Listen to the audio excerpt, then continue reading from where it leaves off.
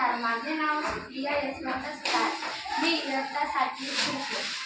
विकसित Bharat mission 2025 open और local क्रांतिकारक बिरसा मुंडा ग्रुप शाळा दीप शाळा कोसबाड पालघर जिल्हा पालघर. ही बांबूपासून बनवलेली आहे. पहिले बांबूच्या छोट्या छोट्या काड्या केलेल्या आहेत, नंतर थोड्या मोठ्या काड्या केलेल्या आहेत. नंतर आपण त्याला वर्तुळाकार बनवलेला आहे. नंतर छोट्या छोट्या काड्या त्याच्यात घुसवलेल्या आहेत. नंतर आपण अशा प्रकारे विणलेल्या आहेत, ज्या प्रकारे आपण वर्तुळाकार दिसू शकतो.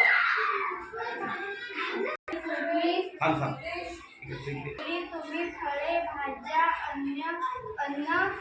धान्य घेऊ शकता. हानिकारक नाही. ह्या टोपलीमध्ये तुम्ही वेगवेगळ्या प्रकारचे फळे, फुलं, भाज्या ठेवू शकता. ही टोपली आरोग्यासाठी पण हानिकारक नाही. लोकांना रोजगार मिळतो.